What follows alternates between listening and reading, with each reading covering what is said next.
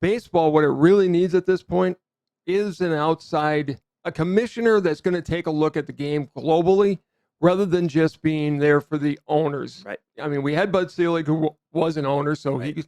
and while he cared about the whole game, he was there for the owners.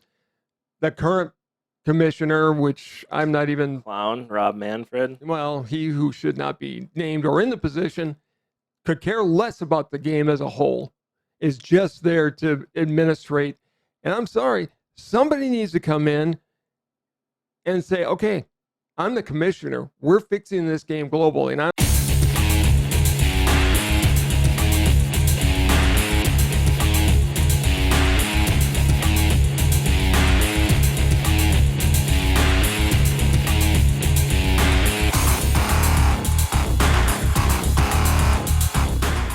Welcome back to Sports Talk with Dad.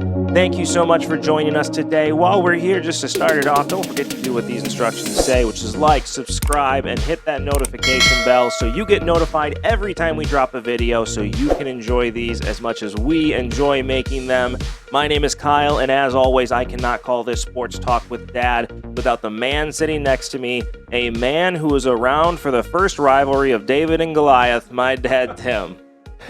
good afternoon, everybody. It's good to be back and good to see you. Are you healthy or are you still coming down with it? Listen, I'm healthy, but let me tell you, it has been an interesting time in the Carney household. It has been either reorganizing, building a bunk bed, or people just dying of what I can only describe as the plague. Creeping crud. And like the video of us building the studio, couldn't show the video of you building the bunk beds. No, I just kicked everybody out and just ended up building it myself. I don't understand if I have a drill bit that fits perfectly into what the screw is, how in the world halfway through me screwing it in, the screw can strip. I have no idea. And it's the square ones, so it's not like it's a regular one where I can just put the square peg in and it fits. No, now it's a perfect circle, and there's nothing I can do. It's just there. Okay, this means you might have to do what I always had to do, call the guy. No, I can do it on my own. I don't need help. Call the guy. No, I don't need help. I can do it all on my own. But yes, we are finally getting healthier If you give in this this to household, me, which is good. I've been healthy all year. Yeah. And last fall. If you Yep. give this to me, Honestly, I think a big part of it is the schools really aren't wearing masks anymore. And, okay, we're so used to this past year where the kids aren't bringing home the normal crud they normally bring, right? Kids are Which- germs factories. they are, but at the same time, better to get exposed and not get it. You build Yeah. up tolerances. No but argument there. We're not getting into the No, mask debate. I'm just saying that now kids are getting sick again like they used to. Right. And our immune systems are not used to it at all. And I can definitely attest to my family. We are not used to it one little bit, and it is hitting us hard. I feel sorry for your wife. Yeah, she Poor has Crystal been is miserable. down. I've Yeah. never seen her this sick. No, I haven't either. She doesn't get sick. She's like No. every mom, never gets sick. But She was down for the count this Yeah. week. Hopefully she gets really better soon. She's feeling a little bit better today, which is what allowed us to come and record for a little bit. Because I just wasn't going to record when she was feeling that bad. oh, you couldn't. No, I was going to be there to make sure she was taken care of. So I appreciate you guys' patience, but it has been a busy week. But we have a heck of a show here for you today. Today we are getting into MLB rules and the best rivalries in each individual sport that we believe is true. And it's going to be fun It'll be because you fun. and I definitely have some differencing of opinions based on different time frames that we have been true sports fans. First and foremost, though, I know you got a rant. We are starting a new segment called Dad Rant. What do you got? Because I know you are not happy about what's going on. I'm not. So MLB, once again, institute rules changes, comes to an agreement with the players, and no one, now either side, took the time to take a look at what's best to make the game national in scope and take care of the game for the long term. Every single rule change they made was, okay, we're going to get this fixed, we're going to get money in our pocket, and we're not going to address the game on the long term. They didn't use one of our rules, which really bugged me, because we could have fixed baseball nationally with one move. You go from, instead of 3 5-team divisions, you go to 5 3-team divisions, and all of a sudden, every fan in America is watching the other divisions because they're going to have to find out who's going to be in the playoffs. They also are becoming, let's give everybody a participation trophy and let's just let everybody into the playoffs because they added wildcard team after wildcard team. Baseball is a sport based on you have to win to get in. Not anymore. Now it's just, well, have a nice season. Let's water down the regular season even more than it already has been and make it all about the playoffs. I'm sorry, the regular season was always important in baseball. You wanted to watch it as it was going on, and now it's just, okay, we're all going to get in anyways. What difference does it make? It's worse than basketball. And with that, we can talk about the rule changes they did put in.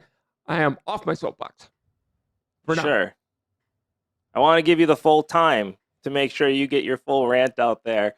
I find them entertaining. I'm done for now. Let's talk about the rules because I mean, I agree with you in the aspect of baseball is not thinking about the future. And doing the show, I learned something about myself that I didn't know, which is I am really more of a baseball fan, I think, than any other sport in the aspect of I care more about the game than I do individual teams. When it comes to football, I love football, but I'm definitely more of a Packer fan. You know, when it comes to basketball, I'll definitely follow, but I want to see what the Bucks do. When it comes to baseball, I'm a diehard Cubs fan, but I want to make sure that the game itself is there for the long haul. And the rules they're putting in place, they're band-aids. It's clear they are only thinking about a short-term fix just to get the season going again, rather than looking at the game and saying, how do we get better? Which is something basketball's been very good at. Basketball listens to their players. They work together, and the conversation always is, what do we need to do to get this game better so more people enjoy it? But they don't do that in baseball. It's all about what can we do to make sure that the New York markets are taken care of and the LA markets are taken care of, West Coast, East Coast, which has always been the way in baseball. The Yankees were always the bell cow, and everything followed that. Right. But somebody in baseball at some point has to realize that without Minnesotas, the Milwaukees, the St. Louis's, the Kansas Cities, baseball's not going to exist. And they're doing things that are quickening the death of baseball as a national sport. It's already not the America's pastime anymore. That belongs to the NFL. Right. They're about ready to slide behind hockey if this keeps up. We're getting to that point. They did make one change I know that you are a fan of, which is they are going back to true doubleheaders again. So there will be 9-inning games versus the 7-inning games they were trialing. We're not playing Little League anymore. Not playing Little League anymore. But that does institute more of the ghost runners, which I know you and I both can't stand. That's not the answer to put somebody extra on base for no reason. No, it's not the answer to fixing the length of the games. No, the rule Greenberg came up and Mike Greenberg came up with, and I think you really love, and I do too at this point, play it through to 12 innings and then have a home run derby. It's something exciting that fans would love to watch. It doesn't matter how long it goes. People are going to enjoy it. These guys are going to get burnt out considering you'll have one player doing it. So there will be a situation where somebody hits a home run and somebody doesn't, even if they're tied after 6 pitches. It's much more exciting. It draws in fans. Fans are going to hang on to the game or even turn on later in the game because they're going to want to see. If you tell me, hey, this game's going into the 12th inning, there's going to be a home run derby. If I see that pop up on my phone through any of the majority of sports apps that I have, I'm going to find what channel it's on and turn it on the same way I do when I hear a perfect game or a no-hitter's going on. I turn it on in the 7th. Unless it's a Milwaukee no-hitter, then we know it's not going to happen. Well, it's not a real no-hitter. Anyways, but I mean, for the first time, if they did the 12th inning home run derby, you'd be turning into SportsCenter in the morning to watch those highlights. Right. It would be the most exciting thing to happen to baseball since Chris Berman was around and gave nicknames to all the different players. Well, yeah, and how sad is that the most exciting thing in your game over the last 20 years is a national network guy giving nicknames to your players? Correct. I mean, it's not talking about the longevity of the sport. And anybody that's been a longtime fan of our show, our first episode was talking about these rules. We did another episode dedicated to talking about the rules during the lockout, and we're talking about it again. And it's not because we want our ideas heard. That's not what this is. It's the idea of we want to see the game fixed for the long haul. And you and I spent years talking about this and thinking about this. And the fact is, the rules that we have in place help the sport for the long haul. It gets people more interested in it. Pitch clock, I think that's good. That's another one they're putting in place because it's not just a pitch clock for the pitchers. It's a pitch clock for the batters as well. You got to get in there. Another thing I still think they need to change is how many pitchers you allow to be changed out during a game. Okay, hold on with the pitch count. And I'm curious because I haven't seen an answer to this. When does the clock start? I'm assuming as soon as the catcher throws it back to the pitcher, they're on the clock. That's my understanding of it. That's fair. I mean, look, I remember when guys would leave 1 foot in the box and they just step back, get the sign from the third base coach, and they were back in and ready to go. Right. Now, thanks to, oh God, I can't remember. Toby Hara, I think it was. If anybody can remember who the human rain delay was, put it in the comments. But he would step out. He'd fix his glove. He'd adjust his shirt. He'd readjust his helmet. And he'd be out there for 30 seconds before he'd get into the box. Right. He should have been tossed out of the game. Not baseball in general, but every time he did that, tossed out of the game, and he wouldn't do that anymore. I agree. That's definitely going to speed up the game. But again, if you don't deal with the issue of how many pitchers are being changed out on a regular basis, and another rule change that's in until at least May 1st, and this is specific to this year because of the lockout, they are expanding the rosters from 26 players to 28 players. And the idea is that those extra 2 players are going to be pitchers. Sure. Craig Counsell is going to be able to put in even more pitchers and have them pitch 1 inning. And that's a problem. And I don't even mind if a pitcher comes in and pitches 1 inning. I've told you, I have no issues with that because in the middle of an inning, from the bottom to the top, from the third to the fourth, it doesn't take any extra time to switch out the pitcher. My issue is when there's 2 outs in the game, you have a lefty coming up, so you bring in a lefty pitcher. That's a 10-minute time frame for them to warm up. And you're going to commercial break now, and it just takes away from the action of the game. And honestly, I watch more commercials than I do baseball games at this point because I flip it off. I don't want to keep seeing commercials, especially if you're changing a pitcher every other batter late in the game. I quit caring about the action. It's another one of my rules that I think needs to be put in place immediately is you get 1 pitching change in the middle of an inning per game. Look, and I said this as well, instead of, if they're not going to do that, start putting some value on your product. Charge more for the ads. Cut down the number of ads so you're not going to. This pitching break is brought to you by. No, forget that. Just get them in there, and I'll add to it.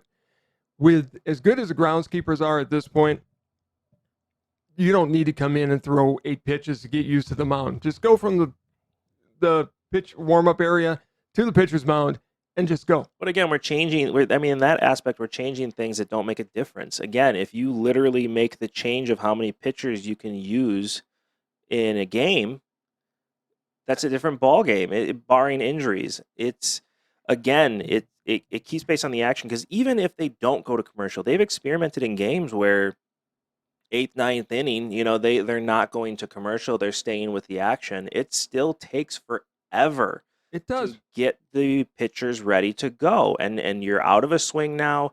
It's killing not only the momentum of the other team and your team, it's killing the momentum of the game as a whole, and you're losing viewers. Well, look, as I said, there's no reason to have them throw 8 pitches when they come out of the pen.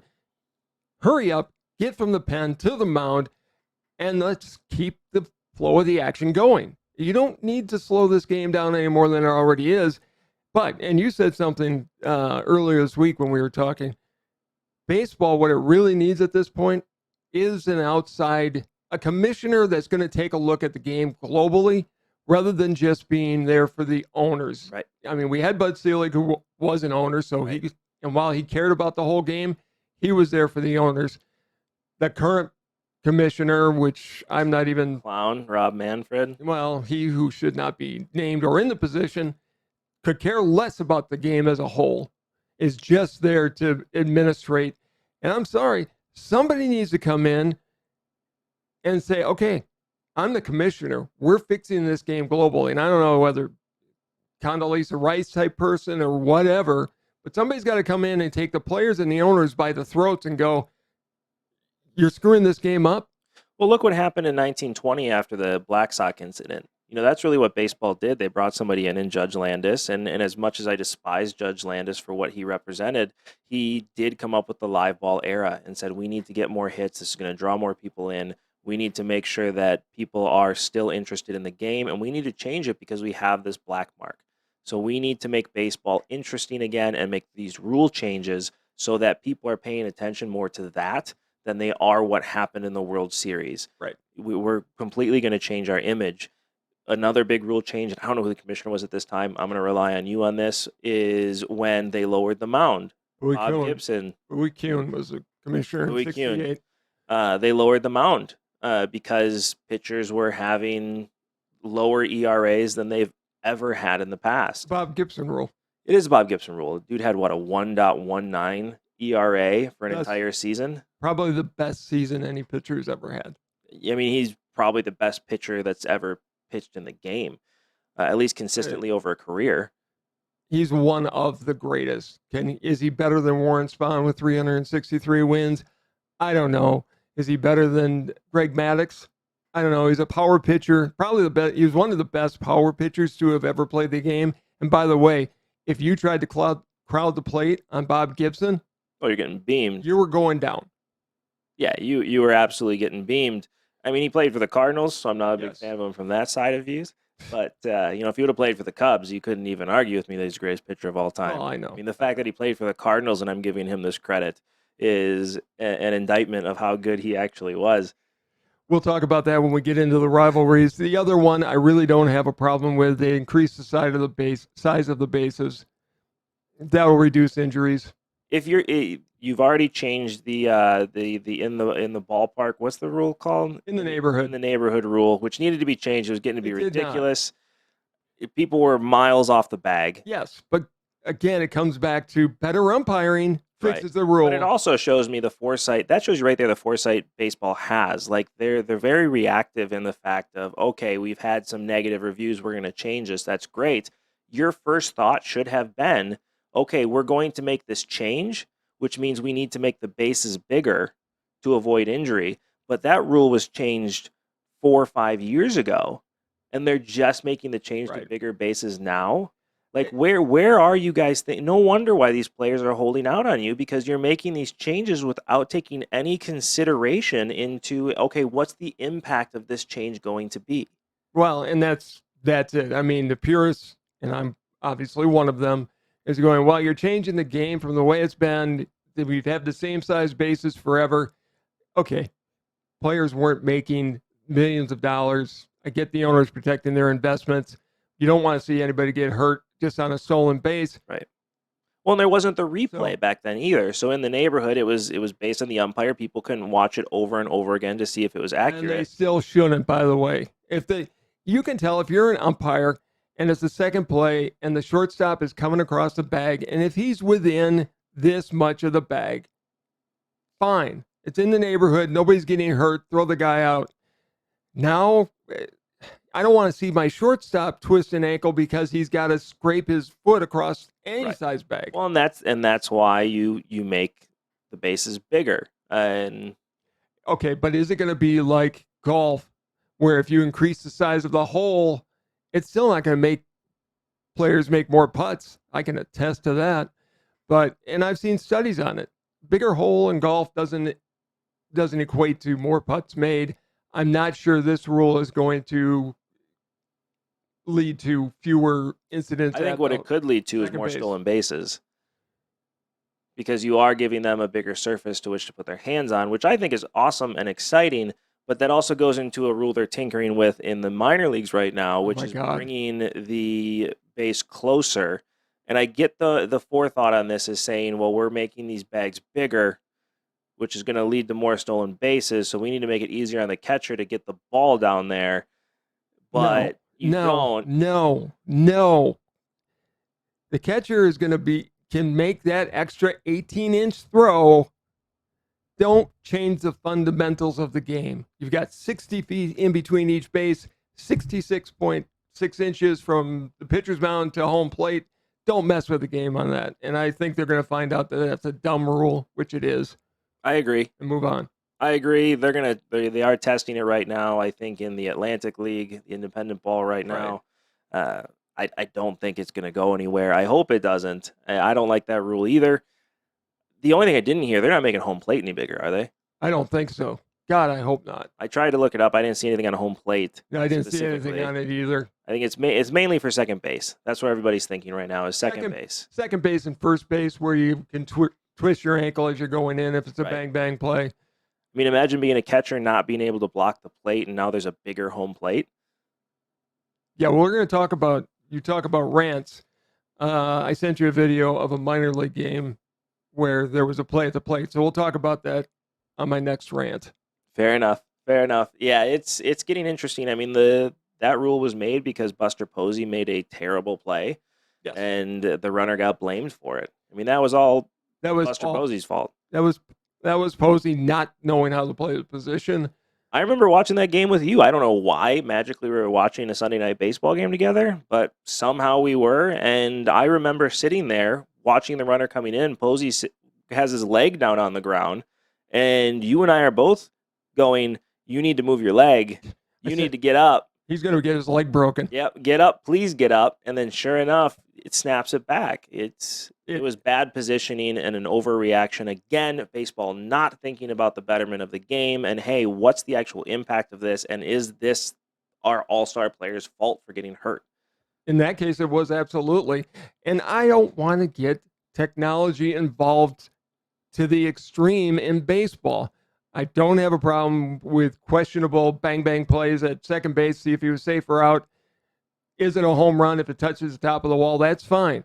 But keep it out of balls and strikes. Keep it out of the general game. If umpires are trained very well, they're full-time employees, unlike football. Let them do their job. We say they're well-trained employees, and yet we have umpires that can't consistently call where a ball and strike goes. One guy, Angel Ferreira or But Hernandez. It's not one guy, though. It's a consistency of it. And again, I don't mind. I hate watching the squares on TV. I think it's annoying because if it's called a strike every time, then it's a strike every time. But it's not happening. That's your and I biggest disagreement. And I want to hear from you guys in the comments below because I think that is the biggest disagreement between purists, baseball fans, and baseball fans like myself. I want to see the robot make the balls and strikes call. And I think the umpire can still make those calls behind the plate without changing the game and just get it radioed in even of what the balls and strikes are. Okay, you want to slow the game down. You want to have more fights. Bring in something you can have a light there where it tells you if it's a ball or a strike. At this point, it just needs to be consistent. Right. I hate seeing people get called out on strikes that were a ball 2 pitches earlier. I have a big problem with that too, and I think that you've got to be consistent. The strike zone's moved down. They've moved it back up again. A strike is basically from the letters to just below the knees in reality. I mean, you want to watch how offense and defense will change. Make it consistent where they're not having to adjust in the middle of a game to what pitches are strikes and what pitches are ball. Actually let them practice to what their actual strike zone is. No, just have the umpires do a better job and set the balls and strike from the beginning of the game. And to your point, they need to be consistent. They do. We don't need to be consistent. I 100% disagree. Let us know in the comments below what you think. Well, you're wrong. Again, you need to give these guys something to practice for when it comes to their actual strike zone, and give the batters something to practice for when it comes to the pitchers, something to practice for. It's going to make defense better, and it's going to make offense better. What did you just tell me this morning? That millennials are going back to flip phones because they don't want their lives controlled by a machine, which I agree with. And yet here you're making an argument to bring his machine in to control a whole part of the game. What the heck is that umpire holding? The argument on going back to flip phones is to get rid of social media and what social media has been doing to the mental state of individuals that are too absorbed with it because it's an addiction. Let's bring it even more in by having social media control the balls and strikes. I don't know if you understand what social media is. I do. Then I'm just saying in general. It's not like fans are commenting on balls and strikes and that's going to decide what the game is. It's a machine that gets to light up when there's a strike and when there's a ball. You don't think that's going to cause social media to go nuts if you've got a machine calling balls and strikes? Sure, but what does that have to do with the game? The umpires are there. They can set the balls and strike, teach them to be better at being consistent. There's a couple guys, most umpires do a really good job of being consistent. The batters know, the pitchers know. If he's going to give you that outside pitch, it's part of the game. It's part of the strategy. If I'm a catcher, they're going to mess with the strike zone all day long. If all of a sudden a machine's calling it, you'll lose the art of the game and the art of catching, and I don't want to see it happen. Agree to disagree. Again, let us know in the comments below what you guys think on this. Okay, after all that, let's go into rivalries. And we're going to do them by each sport, correct? Right. So NFL football, college football, basketball, NBA, college basketball, really even dig into tennis and what we think in golf. So we have a lot of different rivalries we're going to talk about here. This is where we need your guys' help because we need your comments below. I'm sure there's going to be things we forget, and I'm sure there's going to be ones you disagree with. Obviously, when we're discussing this, it's going to be based off our own time frame on when we saw people really going at it and when it was really intense. Let us know in the comments below, and don't forget to do this thing right here, which is like, subscribe, and hit that notification bell so you get to enjoy these videos as much as we enjoy making them. Let's get into the NFL here. You're going to call me a homer on this one. I know you are, which is perfectly fine, but how can you talk NFL rivalries without talking Packers-Bears? It's the oldest rivalry in the NFL. For a long time, until the strike year, it was the longest continuous battle in the NFL. Right. Now that's Packers and Lions.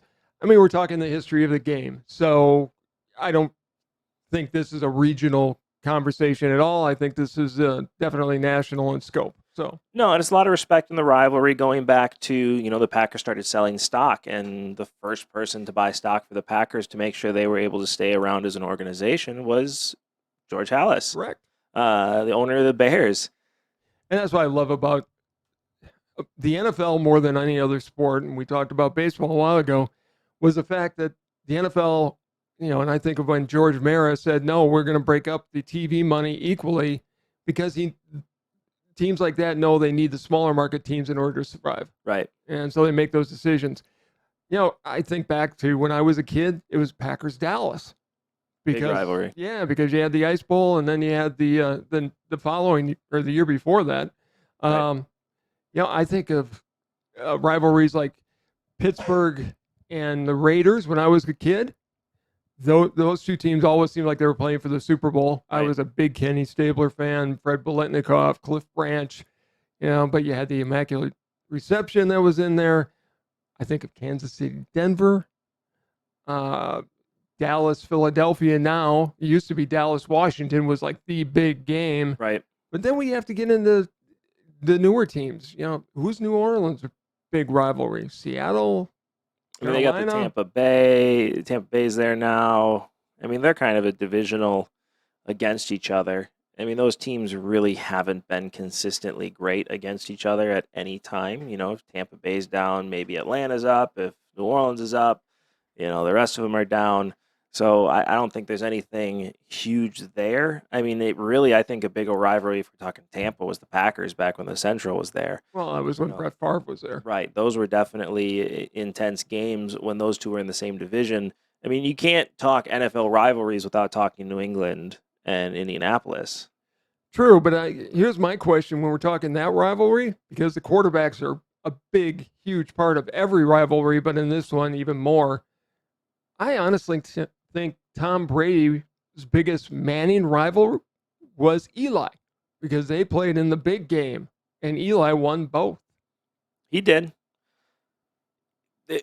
I heard you mention this argument before. I heard you mention this article, and it's interesting. But again, I think it's too small of a sample size, and it's not like one won the other, and then they had a third, where it was the Giants won both, and they were both great games.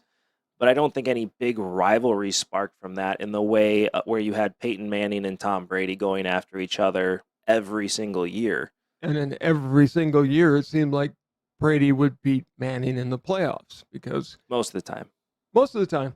Yeah, because like Manning, like other quarterbacks, just kind of gagged it in the playoffs. Right. So those are my NFL rivalries. I mean, if I have to pick, you're going to see up here, I'm going to go Packers-Bears. You can call me Homer. I don't care. Obviously, I'm a Packers fan. But when it comes to thinking of rivalries in the NFL, most fans are thinking Packers and Bears. When the NFL is showing the history of rivalries, it's always the Packers and the Bears that are up there in the forefront. That's my pick. Well, I think it's got to be because of longevity. I mean, I think of Kansas City, Denver is a great rivalry as well. But just it's the history of the sport. Right. Is built into that rivalry, and that's what you really need is longevity. So obviously, I've got to go Packers, Bears in this case. But I think a close second is New England and Indianapolis for this generation. I think a lot of people from my generation are going to lean to New England, Indianapolis, because, again, I grew up seeing those two go back and forth all the time. And the Packers, especially in my lifetime, have really been the hammer to the nails that are the Bears. We had 1 year where we faced off in the NFC Championship where Jay Cutler decided he didn't want to play anymore. Correct. Yes. But that's it. Well, and yeah, the same thing could be said, though, of that Packers-Giants when Brett Favre decided he didn't want to play anymore. Yeah, that was not a fun ending. So, No, yeah, definitely from this generation, it's New England, Indianapolis. There's no doubt. I do think that over the long haul in the NFL, Packers-Bears is the I think top so, too. rivalry. When it comes to college football. football, you beat Sorry. me to it. When it comes to college football, you obviously know my pick, so I'm going to let you go into it here. Well, look, I think Ohio State, the stupid nut, and Michigan is the biggest It's a rivalry. poisonous nut. Thank you very much. Yeah, your school named a team after a nut. Yeah, and It's have just- won many championships. Really? They seem to With lose that in the nut. big game all the time. Anyways, we won't go into that, but that's At least they make it there. ouch. So that's one of the biggest ones. Alabama, Auburn. Yeah. USC, Notre Dame. USC, UCLA, Notre Dame, Boston College. Florida State, Yeah. Ole Miss, Mississippi State. And this is where college Florida, really wins. Tennessee. Is because you have rabid fan bases and alums that are super engaged into these rivalries. They face off on a yearly basis. You forgot one. Texas, Oklahoma. That was Can't one forget of Texas, Oklahoma. Iowa State, Kansas State. I mean, there's a lot of regional. Oregon State.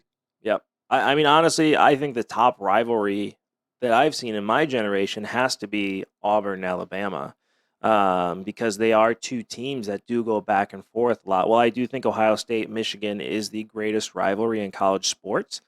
In the 90s, it was Michigan winning all those games. And then in the 2000s, Tressel comes in.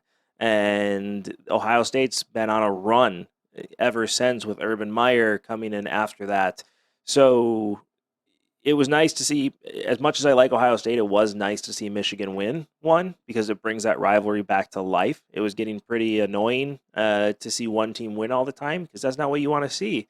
And when it's Auburn, Alabama, they are going back and forth quite a bit. A little bit, but I'm going a different direction. My biggest college football rivalry, Army-Navy. It's the game the country watches. It's the national game. It's, these aren't teams fighting for anything but pride. Right. And it's West Point versus Annapolis. The presidents go to these games. It's just intense. And I love the pageantry of the game.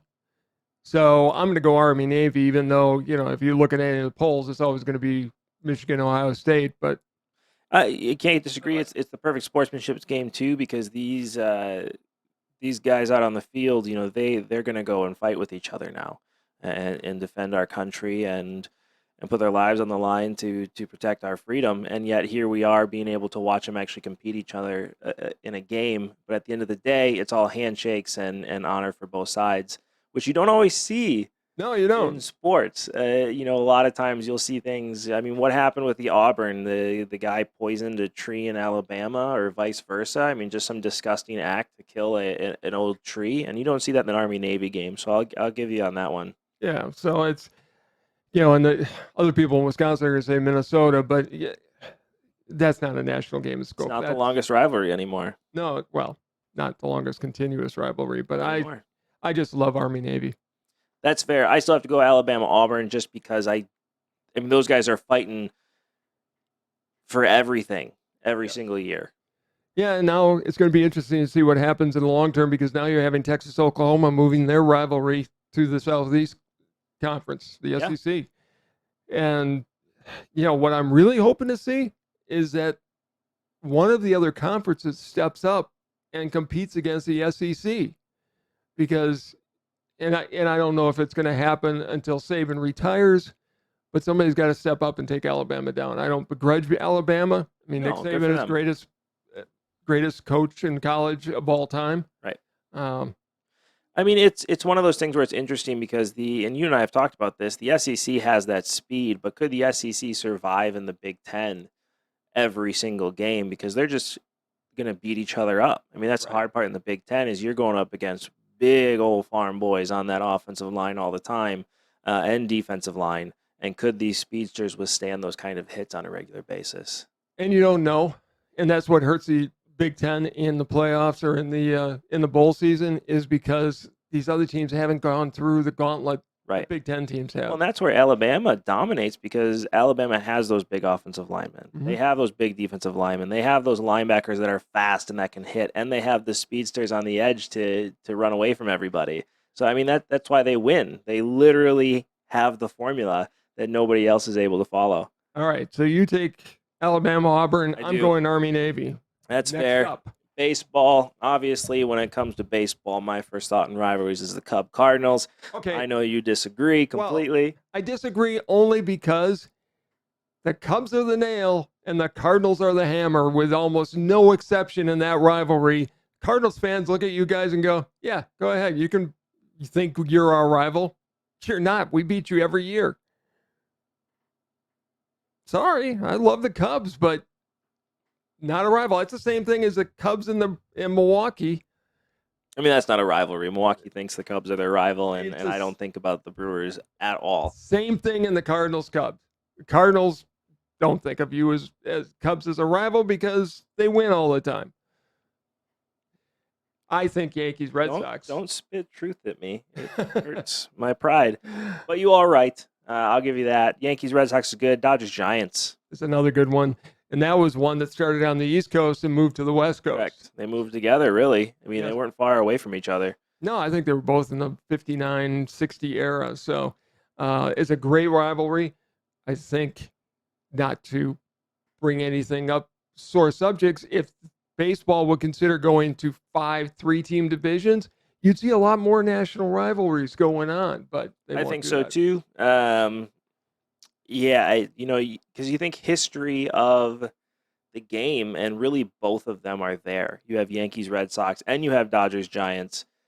And you do have Cubs, Cardinals. I mean, those are the 3 big ones. There's some new ones coming in. There are. Braves, Nationals coming in. I think you're going to see Phillies, Nationals. But it's not the Yankees and the Mets. It's Yankees, Red Sox. And that goes back to the trade of the great Bambino. I think when it comes to, if you look at more recent, the Dodgers and Giants are both getting better as well. It's a hard pick for me. I'm going to go Dodgers, Giants just because it's where my mind goes. And I'm going to go Yankees, Red Sox for the same reason. It's just when I think rivalry in baseball, it's the first one that comes up. Yeah, neither are wrong. No, not in this Another case. great thing about baseball, there's 2 great rivalries, one on each side of the country. And one in the middle. And they don't exploit that the way they could. Right. So we won't open that wound again. All right, next up. Basketball. I almost said baseball again. I love baseball. When it comes to basketball, I think this is where you and I definitely have a generational difference when it comes to the NBA, because I know you're going to say Lakers Celtics. Yeah, absolutely. I mean, when I think basketball, I think Bird and Magic and that rivalry. It was like they were one of the 2 teams, or they were in together in the finals every year in the 80s. Right. And anybody that lived around your time is going to immediately think Lakers Celtics. Obviously, the NBA shows it all the time with Bird and Magic going back and forth. Those are the greatest games I think ever played. And the other one from my time frame, Kareem, Wilt. Yeah. Wilt, Russell. Wasn't old enough for the Wilt, Russell one. I think of Kareem, Wilt, and I I think Kareem is the greatest player to ever played, with all due respect to Michael Jordan, but I just think he is. Yeah. He's a great player. There is a sub-generation, I believe, that in the NBA will think Bulls Pistons, because Yes. they had that run of a couple years early in Jordan's career when the Robin Bad was still on Boys. it. Yep, and Isaiah Thomas was a part of those teams. Bill He's a star. Laimbeer. Bill Laimbeer, I mean, almost punching Jordan in the face. Yeah, well, look, they were called the Nasty Boys for a reason. Right. They were the bad men from Detroit they couldn't play in today's game. Right. Because if they were that physical today, they'd be fouled out of the game. Right. Well, That's and and including that rivalry, Horace Grant going over to the Pistons after he's traded, I think that adds to it as well. During that same time frame, Bulls Knicks, when Patrick Ewing was there. Again, hammer nail situation. True. Well, and I think of Bulls Utah. Bulls Utah is a very good one. They played for 2 NBA championships. Never got to Game 7. But they were intense games. Honestly, when it comes to me, from my time watching the NBA, Lakers Spurs, and I think it's one that doesn't get talked about enough, but you had Tim Duncan on those teams. You had Ginobili. You had Parker on those Spurs teams. David Robinson. It was after David Robinson for the most part. All right. Because David Robinson was really just there for that first championship of the Spurs and then retired. And on the Lakers, you had Kobe, obviously, was a mainstay there. You had Shaq on those teams. You had Derek Fisher on those teams, who was a very underrated player on what he was able to bring to the table. And you had 2 great coaches, Popovich versus Bill Jackson. Bill Jackson, thank you.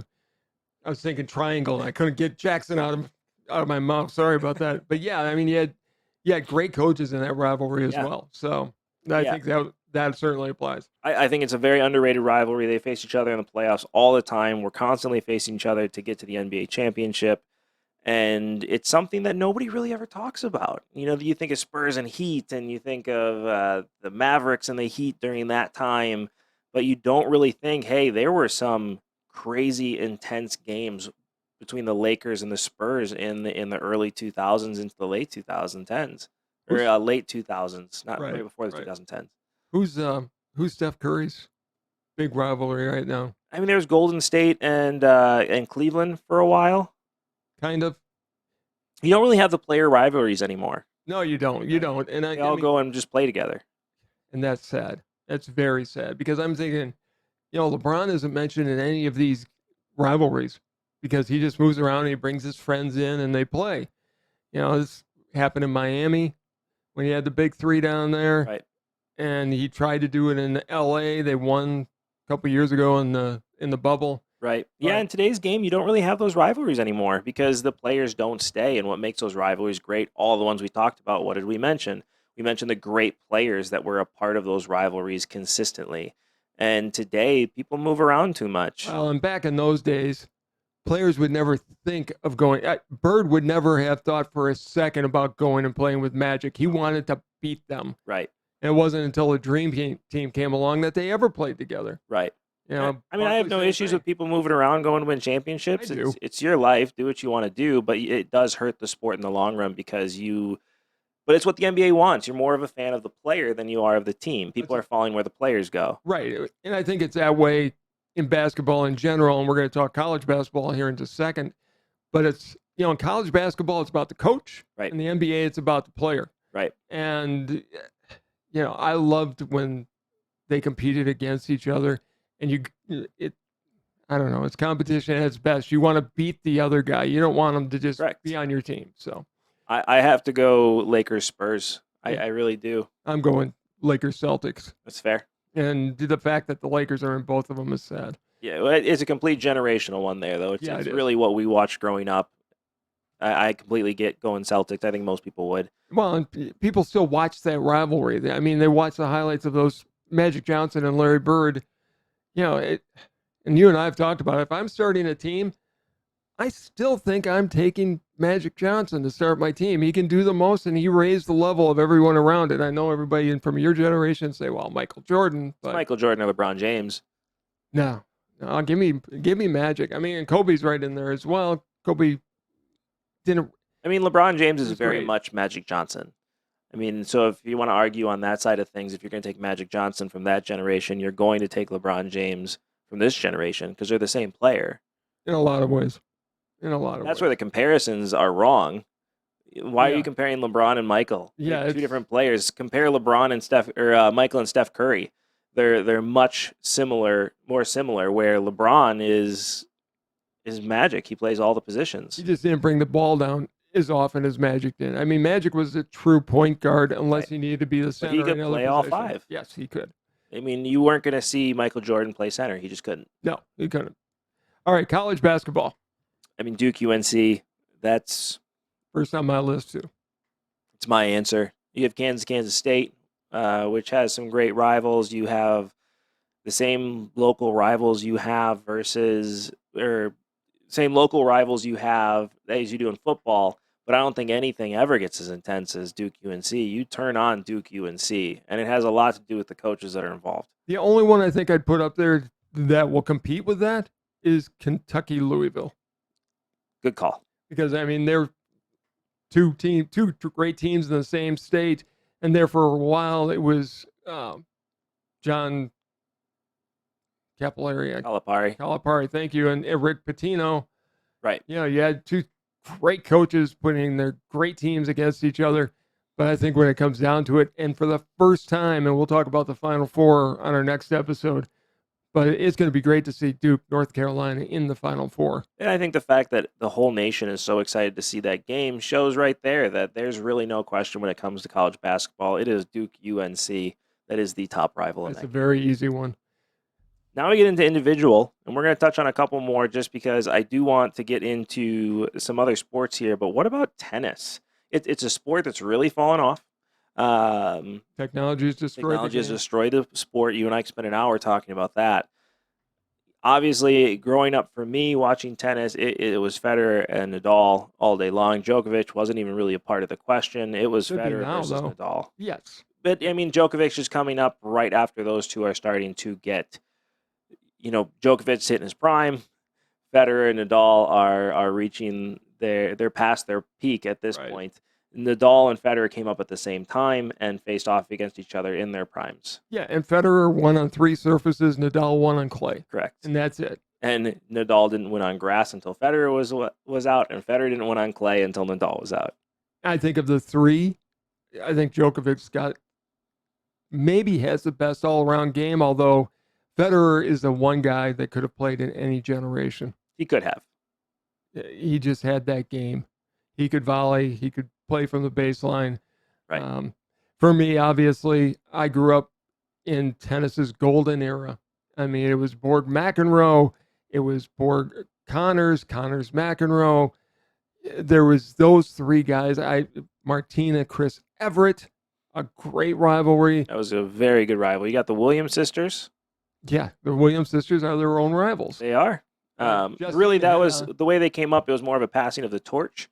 Because right as Serena was coming into her prime, Venus started to get hurt a lot more. But those were always great matches to watch because they knew each other so well. I think the only one that could enter in that would be Justine Anna. She had a run against Serena, but and I grew up also watching Rod Laver play all of the Australians that he played against. Those are fun matches to watch. But when it comes down to it, for me, I don't think anything beats Borg McEnroe in my mind. What about McEnroe Connors? They hated each other. But when I think of the tennis rivalry, and they were great matches. I mean, every one of them went down to the wire, or at least a lot of them did. But I think when you think Borg McEnroe, you've got fire and ice. You've got that Wimbledon final. Right. I think that's the greatest rivalry in tennis because you had 2 different styles of games. Connors was an all-court player. He was an underrated volleyer. He would get to the net. McEnroe went to the net all the time. He didn't practice. His practice was doubles. Right. I still think he's the greatest doubles player, with all due respect to the Bryan brothers. I think John McEnroe is the greatest doubles player to have ever played the game. He had the best hands of any player I've ever seen. Borg never came in until later. He got to be a good volleyer. Yeah, we forgot one that the comments will blow up if we don't mention, which is Agassi Sampras. True. Yes, Agassi-Sampras is a rivalry I grew up with. it was. And Agassi is the better of those two players. Won on all 4 surfaces. He did. And I love Pete Sampras. You know why I love Servant Volley. Yeah, that's what he Sampras did. was one of the greatest ever. I mean, he was dominant on the grass. But Agassi did win on all 4. He did. And he really did have that all-around game. So, and his wife, Monica Seles. Yeah.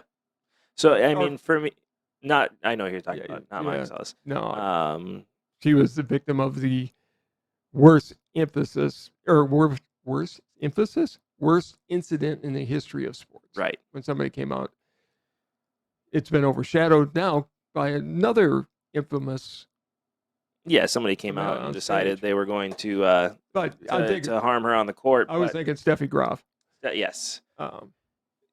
When it's a tough one. I'd like to say Williams sisters, but again, I think that was more of a passing of the torch versus them. I don't think because Venus had come up and dominated the sport for so long before Serena came in, and then they had 2 or 3 years where both of them were really good, but Serena was still kind of learning in the sport, and then Venus got older in the same way why I don't include Djokovic in that rivalry. I have to go with Agassi-Sampras on this one.